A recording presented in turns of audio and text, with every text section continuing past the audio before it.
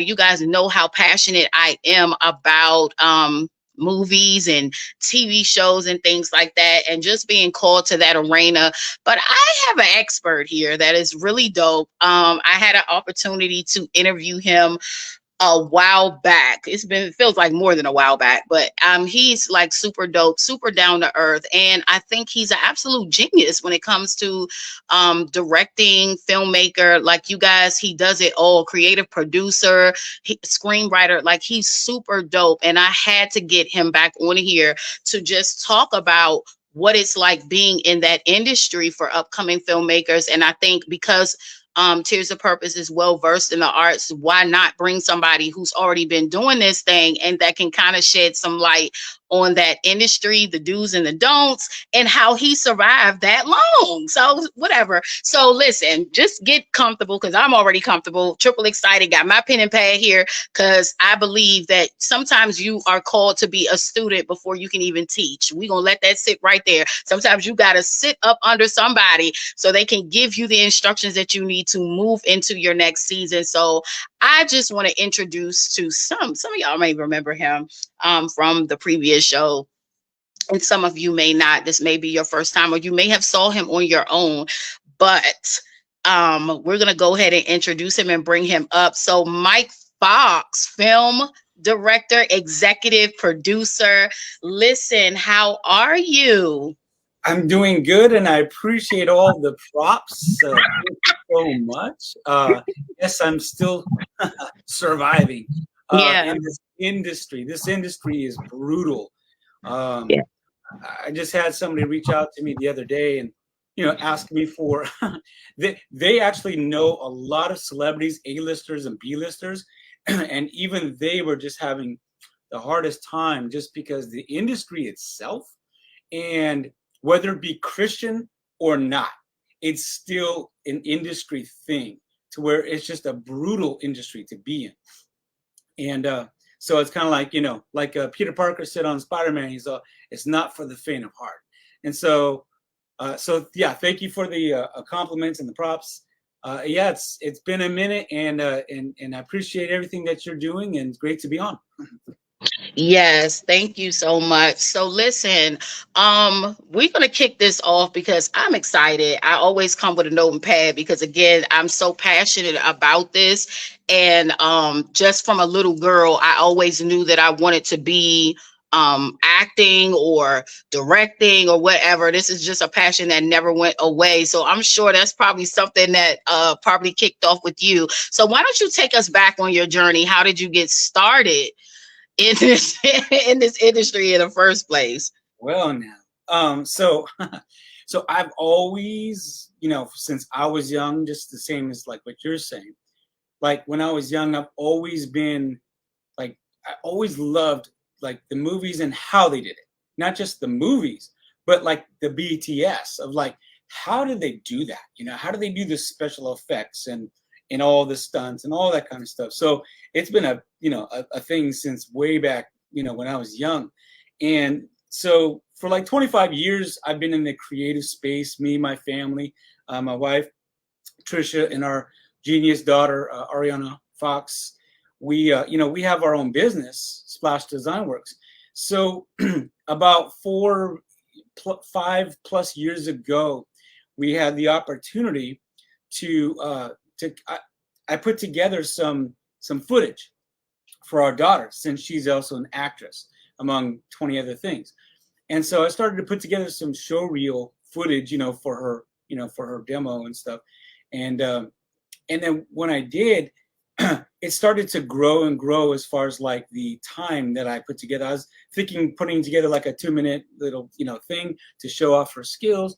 And then that little 2-minute thing grew into like a film short. And then it grew into a long film short. And I'm like, okay, the bug has bitten me, that it's like the dormant volcano that was always a volcano.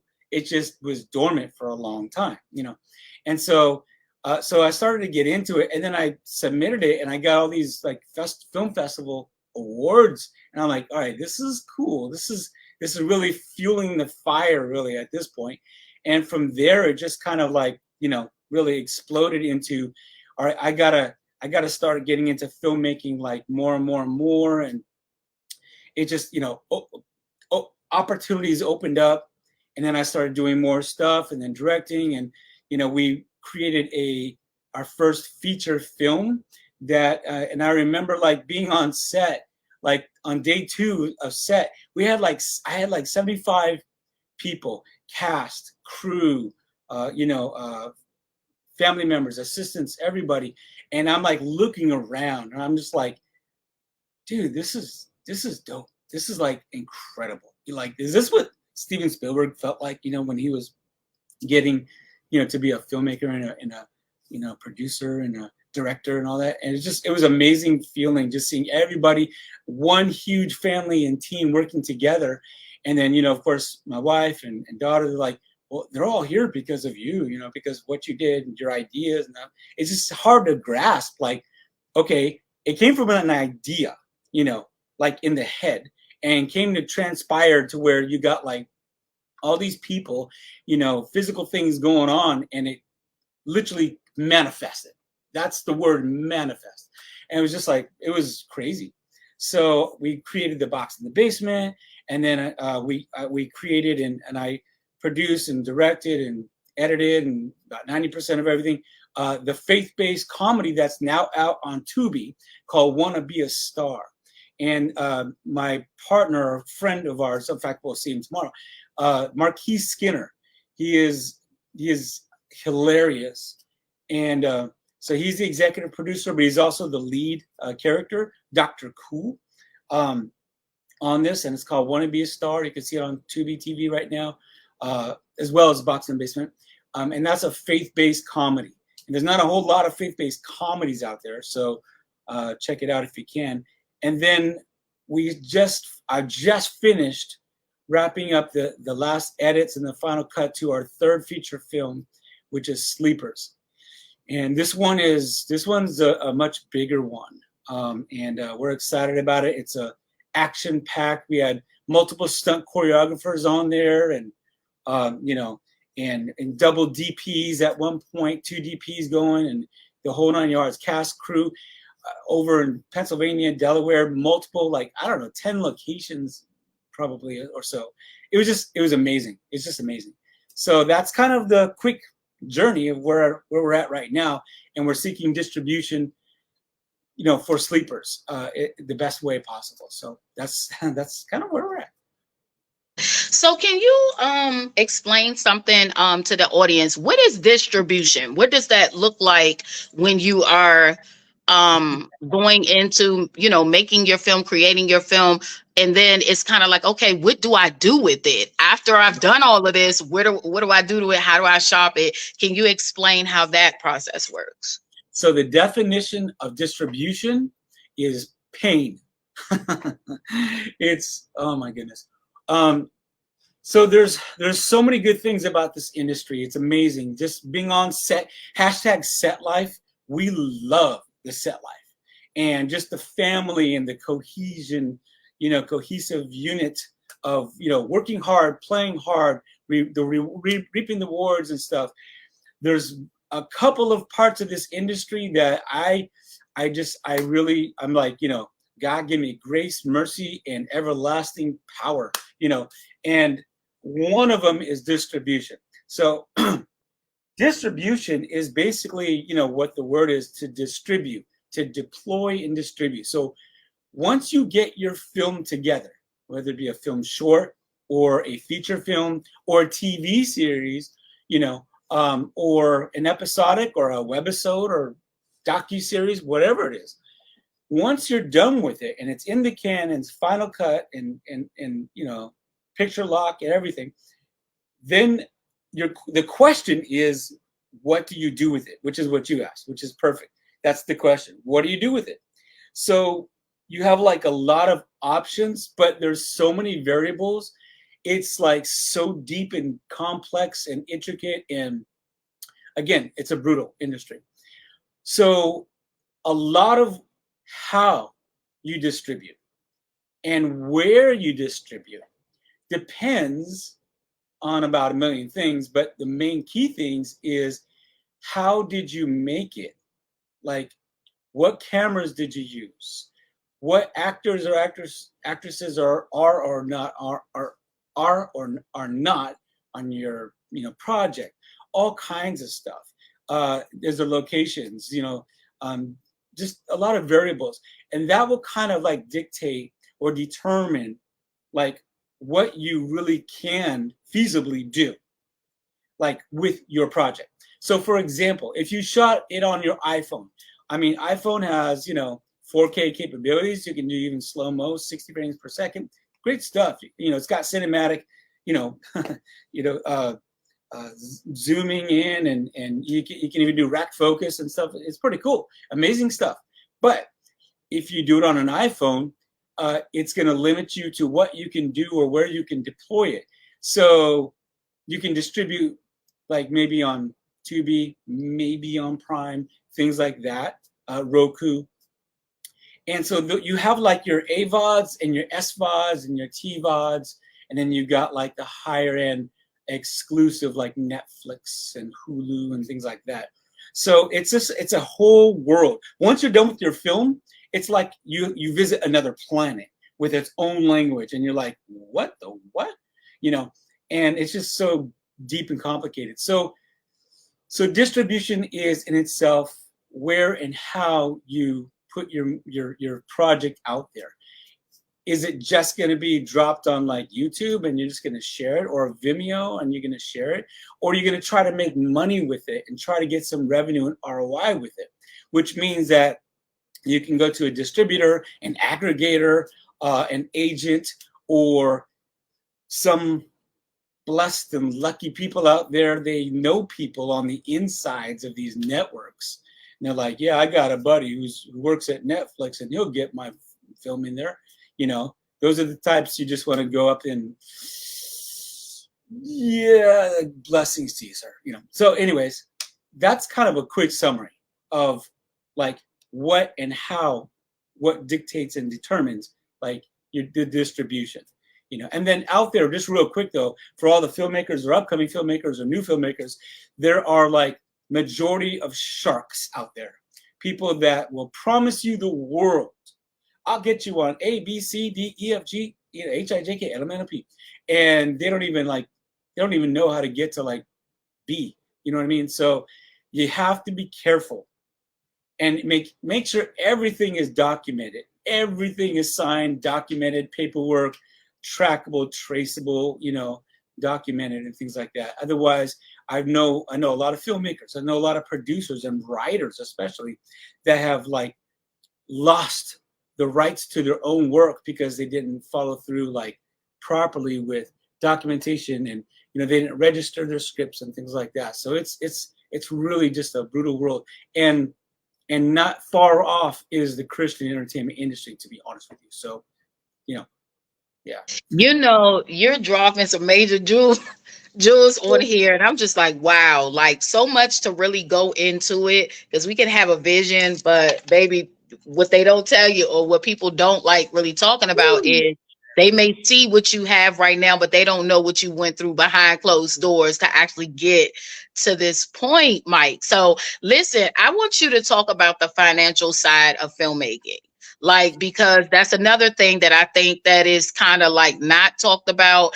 And you have a lot of people who think, okay, well, I can go in and do this little work, and then there's nothing, I don't have to start with much. Or you hear the saying, start with what you got. What is your take on the financial side of this? You're like hitting all the you're like hitting all the like the deep hard parts of filmmaking here.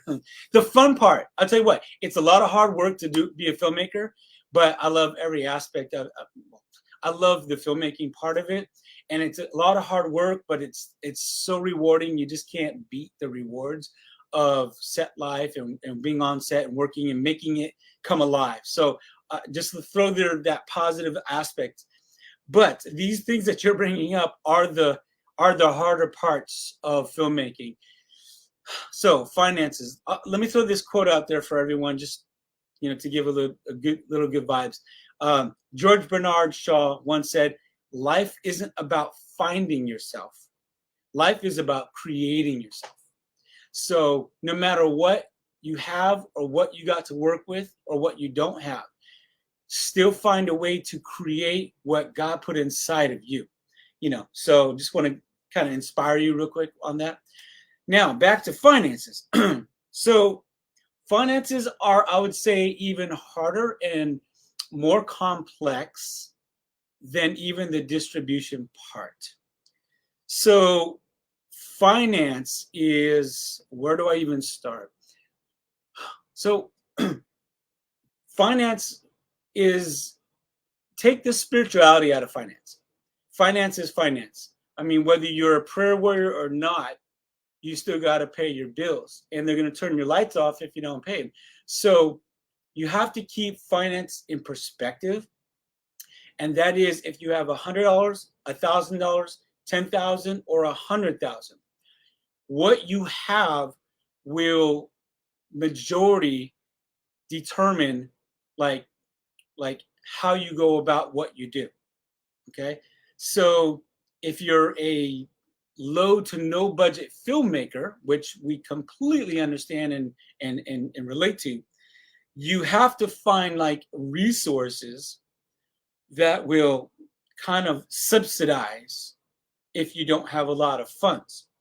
And there's a lot of people that do that, and they know that, and they know how to do it. You have to be very creative and resourceful. Or you have to know somebody or an investor who will invest funds into what you do. So for example, if you have like 5 locations for your project, I mean, in all honesty, most of the locations, at least in our area, Delaware just seems to be really bad on that for whatever reason. And it depends where you're at too. There's so many variables, it can change from state to state and from project to project. This is where it gets frustrating for a lot of people, a lot of filmmakers, because we have like everybody saying, dude, you got to do it like this. Yo, you got to do it like this, and it'll make it happen. Look, you got to take that out and do it like this. I'm telling you, this is the only way to do it. And I was just telling this to somebody in the industry who's been in the industry, and their kids are in the industry. I'm saying everybody's going to tell you what to do and that they're the right way to do it. But for me and my family, I'll tell you that the best approach is to glean what you can from whoever's telling you the way to do it. Glean what you can from them and apply it as much as it applies to you and your particular project. There's no one way to do it, because what may have worked for them may not work for you. You know what I mean? So once you determine how much money that you have to work with, that will kind of determine like what you have to use for your project. So if you have 5 locations, most of those locations out here in Delaware, at least, they want to charge you for using the locations. So, they can charge you anywhere from $100 a day to $600 a day or more. And if you only got, say, maybe $1,000 in your pocket, then you've got to be very careful on how you use that. Then you got to look for actors and actresses. This is one of those hot debates out there, to be honest with you. When it comes to non-union, not SAG-AFTRA, because it doesn't work like that, but when it comes to non-union, there's a huge back and forth, and I get both sides, really, I do, I get it, where you got like the majority of non-union, low to no budget, projects out there that just want actors and actresses and even crew to be on board and not pay them, and I get it. If you're doing something and you don't have the budget, then there's no shame and there's nothing wrong with saying, look, we don't have a budget. We're putting together this project, but I can give you credits and I can give you footage, and I can feed you. And right there, that's a draw for like half the people right there, food. So, we can take care of you or give you gas money and tolls and things like that, and that happens quite often. So there's nothing wrong with that. But here's where it gets kind of like iffy. If you do have some kind of budget and you do have some bucks in your pocket, or you do have some people that have invested in your project, then that's where it becomes an ethical issue. And I know just tons and tons of people that they will just pocket the money and, you know, scratch it up for whatever and not pay the actors and actresses. And that I think is unethical. With sleepers, our last thing, like every chance we had, we paid, and I'll go into, since it's money, so we're talking about money. We paid like the actors, actresses, and the cast. We cast and the crew. It was hard. We raised a little bit of money, but it all went like really fast because of locations, paying the cast, paying the crew. Then we hired a production company that scammed us out of about $10,000. And we were like, you know, man, you know, we were on the verge of like saying we really, I guess we just got to like push pause on the project. But you know, being, you know, in the spirit, you know, I felt, you know, like, look, you gotta be right, you gotta show integrity, you gotta be transparent, and you gotta like make it happen, make it work. And so we literally just carried on, and we made it happen. We had parents that canceled their like vacations, you know, to have their kids on set. We had other people that they bought their airline tickets because they wanted to be on set on this project so bad. And this company, this LGL Productions company that scammed us, you know, we had to pick up the pieces and say, look, we just want to make sure that everybody's taken care of, and it's going to come out of our pocket. And we know that somehow God's going to bless us back. We don't know when, we don't know how, but you know, God's going to bless us back. And so we took care of the people, we took care of the folks, the peeps, and we kept the project going, you know. And you know, God has blessed this project in many ways. We're still doing our best to try to get financially back. So the finances are the hardest part, and you want to be careful on how you divvy out your finances. You know, there's ways about it. Like if you can't afford a Blackmagic or a Netflix approved gear, you can also like rent the gear, things like that, or get a DP that has the gear and things like that. So finances are a big deal. And again, if you have 1,000, if you have 10,000, if you have 100,000, that will also determine like what you do and where it can go, and also part of how it deploys out as distribution, things like that. Many distributors, many people, they won't take your project if it's so low budget that it won't like fit on a platform. You know, certain platforms have protocols and metrics and everything that they go by, that they have certain parameters and requirements that it's got to be. You know, so if the sound is bad, I can get into sound and video too. But if there wasn't enough money to hire somebody and the sound is really bad, a lot of platforms won't accept it, things like that. So I hopefully I covered a little bit of finances. Yes, you did. You actually went very much in depth, and I think it's very just a realistic conversation that you have to have going into this stuff. And so we're going to take a quick pause for 1 second, and we're going to come right back and dive a little bit into how do you keep a balance with your family and still doing what you're doing. So we'll be right back in a couple of minutes.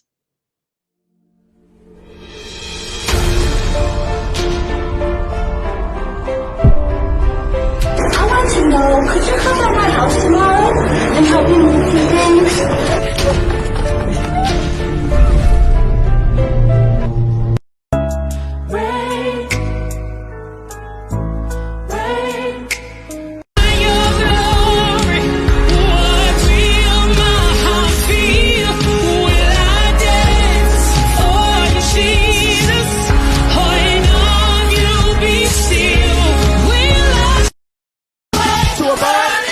The devil, he had my life set up to fail. But thanks be to. Can you give us that Yes, script? yes. It's that's as two of them. Both of them have stuck out to me when I was reading. Luke 8:17.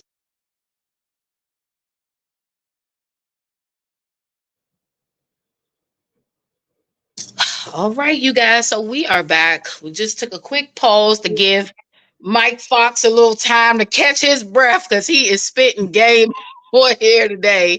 Again, we have Mike Fox, filmmaker, director, executive producer. This man wears so many hats. Baby, I know your closet is just filled with the many hats of what you do, but you're also a husband. You are a father. So how do you keep the balance of doing what you do and still, you know, being intentional with your family? That is a major epic question. And thank you for asking that, because, you know, when it comes to Hollywood and even aspects of the Christian Hollywood industry, mainly Hollywood, it's like success at any cost. You know, I mean, we've been thrown under the bus. They've backed up and run us over, back and forth, and then left us, like multiple times. We've been burned so many times. You know, you can call us pyro. So it's like the mentality is success at any cost, and the number one is whatever it takes to make it successful. And then under that, for so many people in this industry is, the other stuff like family or any other kind of things, obligations, as they would call it. For me and my family, it's the opposite. It's family first. And we've literally had to take like financial hits. Like even in, at one point, it was like a $45,000 hit that we had to take because we would not like do something that would mess with our family dynamic. And we just had to stand on family, over success. And so that question is probably the biggest question when it comes to those in this industry that have morals and ethics. So if somebody doesn't have a conscience, then what I say means absolutely nothing. It's just just whatever. But for those of us that do have a conscience and, have a love for truth and for God, for family, then that balance is a daily thing. So, we're also marriage coaches, speakers and authors and marriage coaches. So yeah, that's more hats, right? But we've talked to so many different people. We've worked with different people that have been so busy in their lives, and that's the key word. That's the number one killer for marriages and families is not money, it's busyness. And so being so busy that you don't have the time or don't make the time with your family, it's just a roller coaster. It's the thing that I call like the Samson's moment, because the Bible actually says, and to me, it's like the scariest scripture ever, that he wist not when the spirit had departed. And basically in layman's terms, he did not even know when the presence of God departed from Samson. He didn't know when it departed. Why? Because he couldn't tell or feel the difference between the presence of God and when the presence of God was gone, because he was so closed off to it because of other things. And if you don't even know when that the spirit leaves you, then you are in a scary place. And so that's what happens to a lot of families, even Christian families in the entertainment. They get so busy, wrapped up in making success happen and putting their wife and their children on the back burner, that it's just a matter of time, like deterioration, spiritual deterioration or family deterioration happens, and you don't even know when you lost your connection with your family. So it is a constant taking up your cross kind of thing. Same thing with your family. It's a constant daily, grind to maintain and make sure that family is first, even at the point of like you've got to take losses from time to time on your aspirations and your inspirations and your dreams and your goals, kind of thing. Kind of going back actually to the Spider-Man, the Tobey Maguire one, when Aunt May talks about sometimes you got to give up your dreams, to do what's right. I mean, that was like amazing. And so it's the same thing, what's right is your family comes first. And if you don't maintain that and work hard towards that, just like you work hard towards succeeding in anything, then it's going to slowly dissipate and deteriorate, kind of thing. So that's kind of like the main key point to maintaining balance with, family and success, whether it be filmmaking or gardening, same thing, same principle. I love that. I love how you just broke this down, because I was just talking with someone on a podcast a couple of days ago, and it was a lot around family and why we're seeing so many families being destroyed. And like I said, you don't have to be in filmmaking, you can be in anything, and that busyness is a killer. It is a killer. And so I love that you broke it down in that aspect, because people need to know you can still fulfill the call and still fulfill purpose, but your first ministry is your family. Okay. Yeah. So you gotta keep those lines straight. So I love how you broke that down. So tell me something. Sleepers, which is a very interesting name. So what actually is this project about? What is this film about, and what can the people expect from this? Sleepers. This is we're so excited. We're beyond over the moon excited about Sleepers. So Sleepers, there's a poster there.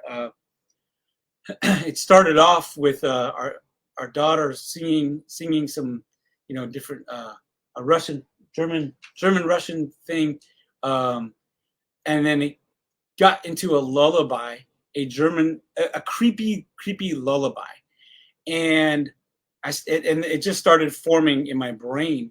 What if we did a film short? Again, kind of help, get some showreel footage for her.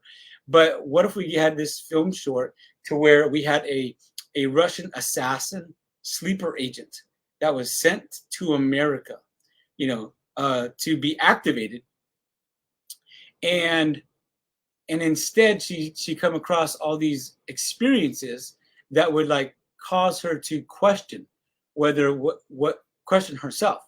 And so the whole premise grew again, and this is kind of how it's been. I guess it'll just be this way all the time, but it like exploded.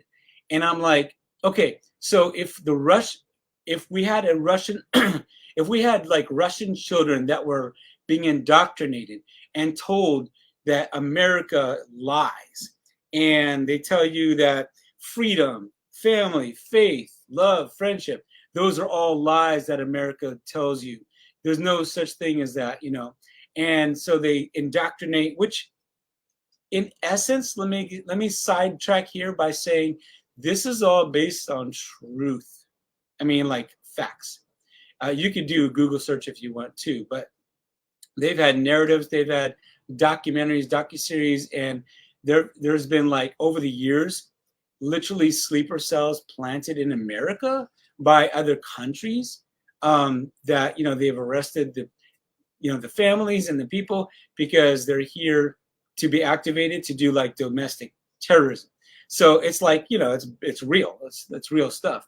And then of course we saw like the Salt movie with Angelina Jolie, and then of course Black Widow, Russian, Red Room, and so what if they sent their best assassin to America to be activated, and then all of a sudden, Anya is the main character. She starts to experience for herself like friendship, mercy, love, family, faith, whatever.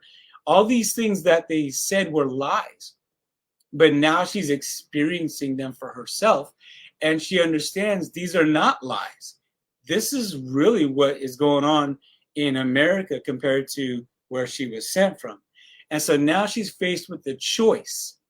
Does she want to live in freedom and family and faith, and friendship and love, all these things as a American teen and experience life, or does she stay on course, you know, and fulfill her destiny as a Russian sleeper agent assassin to be activated? And so that's what, you know, that's like the crux. It comes down to a choice. What does she want to do? You know, and so that's kind of the premise of Sleepers, and you know, Sleepers as a sleeper agent. So we're so excited about this because, like I said, we've been filming all over the place. We had multiple DPs going on, you know, several DPs, including myself. And then we've had, like, in a lot of cases, we had multiple stunt choreographers, fight choreographers on board, special effects. I mean, you know, the whole 9 yards. It's just, and I purposed. We did this all on Netflix approved gear and everything. So the sound is amazing. And big shout outs to to our buddies, which are Kaizad and Feroz Patel. These brothers are like international award-winning composers that did stuff for like Lionsgate, Netflix, Amazon. These guys are like beyond amazing composers, and they did the majority of the custom composing for the music for this film. So I'm just like so completely bananas and stoked about that. It's just, you know, it's just like, for me, it's a dream come true that you get composers to do your film, you know? So it was awesome. And so it's just an amazing, it's an action-packed suspense drama film. And we had such a diverse cast and crew and ages and veterans and brand new, you know, people. It's just, you know, we had so many diversification of people, you know, and ages and talent. It's just amazing. I'm so proud of like everybody, you know. So that's what Sleepers is. And I just finished. We're just about to see about either signing on distribution with a company, or if we're going to see if there's another company or not. And so that's our biggest thing right now, is to try to get back the ROI of all the money that was spent to make this film, whether it be donations or even, you know, opening up, you know, credits before it hits the distributors. Once it hits the distributors, it's pretty much a done deal. I can't do any tweaks at all. But you know, opening it up for investors or those that want to be aboard as producers, even an executive producer, you know, to invest, you know, financially. And I'm open for what little time we have before it hits the distributors or whoever's going to distribute it. And then once it's distributed, then it'll be on, you know, platforms, multiple platforms, or if God opens a door that no man can shut, maybe even possible theatrical releases. That would be amazing. So, yeah. Yeah. Sleepersthemovie.com. That's the site. I forgot to mention. Sleepers the Movie. Sleepersthemovie.com, and then of course on all the social medias, Sleepers the Movie. So Instagram, Facebook, I think TikTok. I'm not sure, but you know. Yeah. I am looking forward to that. It sounds very interesting. I always say a lot of the times I'll be looking at some of the movies and stuff that be dropping, and I'll be like, you know, y'all don't understand. It's a lot of truth to some of these movies, eye-opening things when you really kind of pay attention to it.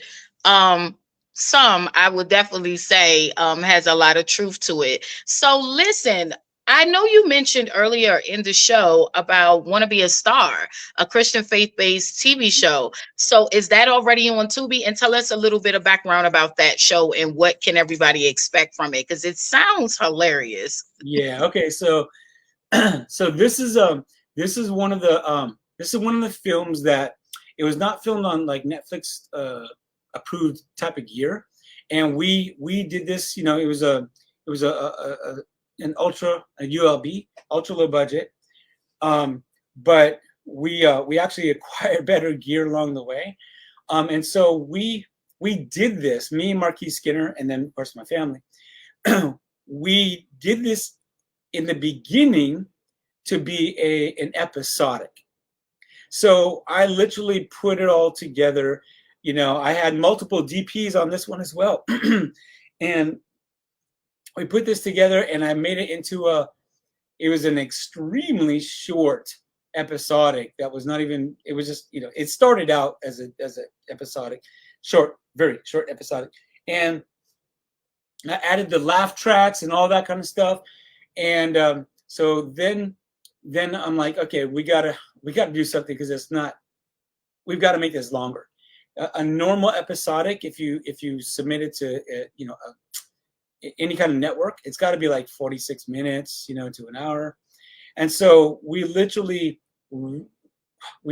came back and shot like a complete new episode, and filler scenes, transition scenes. And then I was told by many producers how hard it is for an episodic to be picked up. I mean, it was grueling. And you literally have to have like a 1+5, which means that you got to get a pilot plus the whole season for them to even consider you. And I'm like, we don't have the budget for that. We barely had, you know, barely got through just this. And so what I had to do, and this was like super hard. I actually went back to the drawing board on the editing process, because I'm also an editor, color grader, editor, whole 9 yards. And I took out the laugh tracks, and I did more pickup scenes and more new scenes. And I actually added like ASL, deaf community representation, which was really awesome, actually. And I made this into a feature film. So it went from like an extremely short episodics with the laugh tracks into a full feature film that actually had a whole, you know, storyline and arc to it. That was really, really hard. But so that's what it is. It is on Tubi. Wanna Be a Star. It's like wannabe, like you're a wannabe, all one word, wannabe. And it is, and I'll say, now I can say it, it's distributed through Maverick Entertainment. They picked it up, and so now they're putting it on Tubi. Next, I'm not sure where it's going to go on. May go on Prime next or something next, because it's a scattered deployment when distributors put it out there. They don't just put it out on everything. They go like one and then different. So right now it's on Tubi TV. You can check it out. Just do "Wanna Be a Star" or "Wannabe," and it'll pop up with an amazing poster, by the way. So they did a fantastic job on the treatment of the faces. I love it, actually, how they did it. And so let me go backwards now to the actual project itself. "Wanna Be a Star" was the brainchild and creation of Marquise Skinner. And Marquise Skinner, he is the lead actor. He is Dr. Cool, and AKA Freddy, on "Wanna Be a Star." This dude, we love him. We're actually going to see him tomorrow. But he is like raw talent, and he is capital H hilarious, like in real life. He's like the same as, you know, as Dr. Cool as in real life. You know, he's just very talented. And me and my family, we were brought on board. I was actually brought on board "Wanna Be a Star" in the very beginning, in his concept phase, which is like way back, like a million minutes away. And I was brought on board as Robbie the Cowboy. And, forgive me for being a cowboy, because I am not a cowboy. I'm a city slicker from LA, Compton. But so I am not a cowboy, but I can be a cowboy here. So, you know, that's just acting. But I was brought on board, and then Marquise like quickly learned that I direct and produce and edit and create, and I write. And so it was like, I don't know, maybe a week and a half or two, if that, where we had another discussion, and I was pretty much on board at that point as a director. And he gave me like what he had for the writing, and the concept was amazing, and we loved it. And so I took that, and our daughter is a 3-time published author, Amazon bestseller, working on her 4th work in progress right now. So we're writers. and I took what he had, which was pretty small, but it was an amazing concept. We loved it. I loved the whole concept of it. The concept is this. You got Dr. Cool, who is Freddie, who is a hustler, and he's trying to make money by being an acting teacher at an acting school, but he hasn't acted a day in his life, you know. So it's a funny, you know, cool, funny sitcom concept, right? But so I took that and I fleshed it out like 80+% and created, you know, from I think what was like a 9 or 10 page, well, very small page, to be honest with you. It would have ended up to be a couple of pages into a, you know, 52 page, you know, script at that point. So it's really encumbers like faith, forgiveness, love. It's completely hilarious. The content is amazingly funny content. And you got characters. I'm telling you what, the characters, the sayings, the quotes, everything is like epically memorable. You can put like half or more of every line of every character on a shirt per se. You know what I mean? You know, it ain't cool unless it's Dr. Cool, you know, like right on, Dr. Cool. So, I mean, there's just like everything that every one of these, and I made sure that there was a diversity of cast.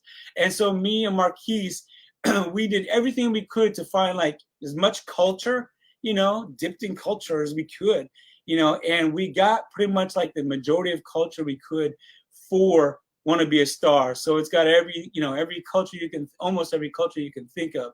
So that way, you know, everybody's repped. And it's just amazing. So I made sure there was like some blonde-haired surf dude, you know, and then you got, you know, you got like Jamaican, and then you got like some Asian hip hop talent. I mean, you know, and then repping the Spanish community, you know, and it's just like, it was awesome. So it's fun, it's heartwarming, and there's a storyline, you know, and there's an arc to the character, and it's about faith without being too preachy. Then we also have the blessing and privilege of having Yamara Griffin. Yamara. Now, she moved back to LA because she's been in Hollywood for a long time. On one film, she was Anthony Mackie's daughter.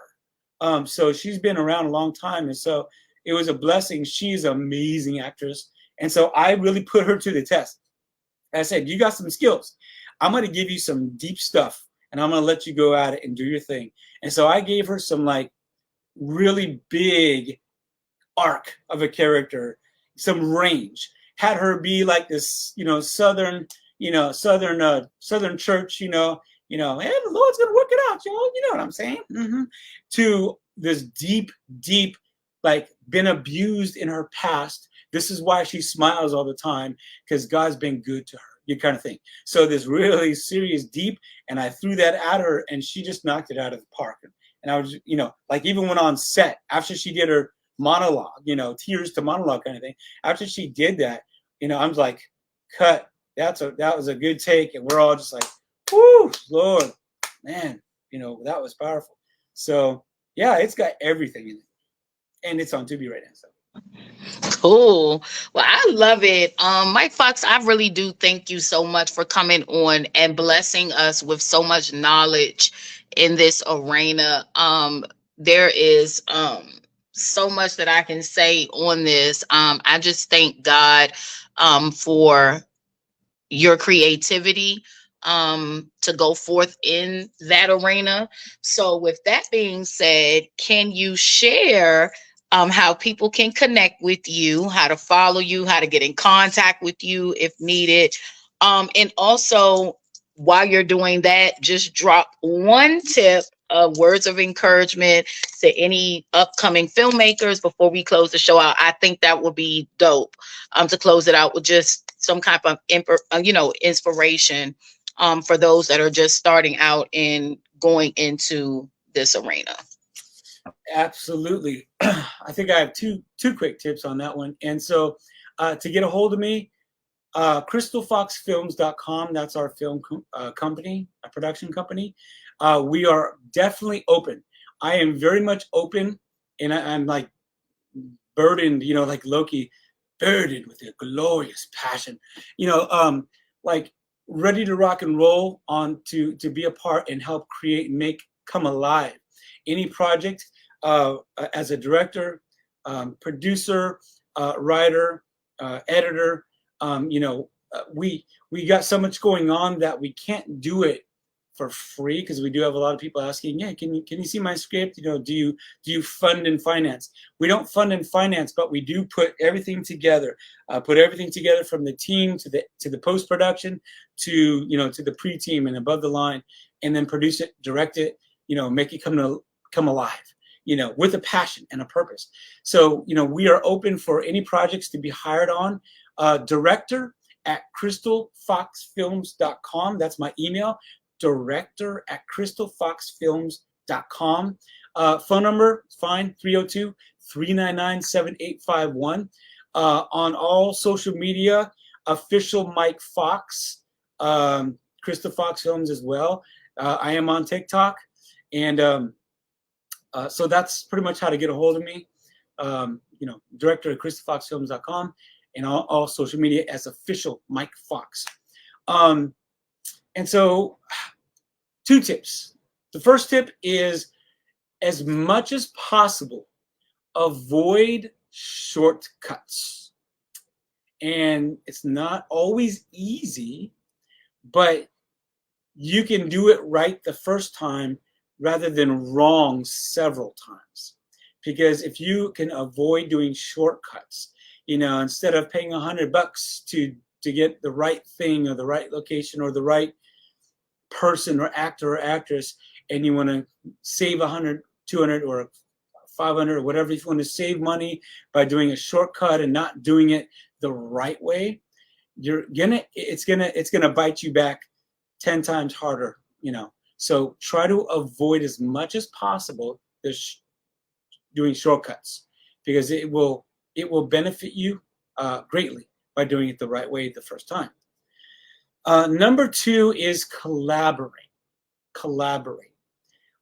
This works in any field, business, family, whatever. In Hollywood, Christian Hollywood, whatever, same thing. Collaborate on others that want to help you succeed, as well as you helping them succeed. So you want to connect and collaborate, network, collect, and collaborate with others, so that way you guys can succeed together. My whole thing on set, when I tell my cast and crew and everybody, is that teamwork makes the dream work. We don't have like some divas and all that kind of stuff. I will refuse. I will have a chat with people that have a diva mentality. So teamwork makes the dream work. Collaborate with others that complement you and what you're doing, and then don't forget, you gotta reciprocate. You gotta be a team and collaborate. So those 2 tips are like a big deal. They'll help you like epically. Great. Oh, so thank you so much for that advice. Good. Thank you so much for that advice. Just thank you so much for taking your time out to come and to share with us these great nuggets, your experiences, your journey in the filmmaking industry.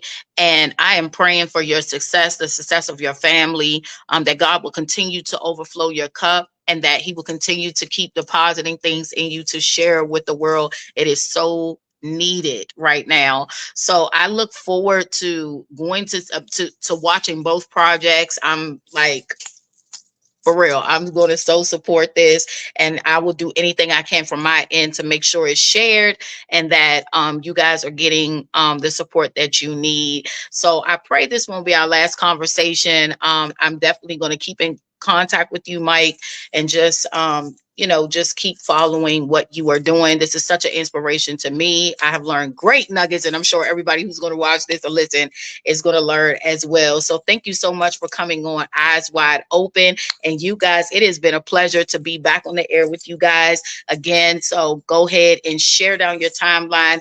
Please go and follow Mike Fox, especially if you are in this industry or trying to enter. Listen, he has already dropped some nuggets already. So, and if you're open to working with him, I know we're gonna have to get with Mike because we got some monologues we need to get done and put on and put on TV, because we try to break in with those as well. So I'll definitely be connecting in with you on that. And but I love you guys, and thank you guys for tuning in to Eyes Wide Open. And again, we love you, Mike Fox, and we will be talking to you shortly. You guys have a good evening. Bye. Blessings. Bye. Thank you so much.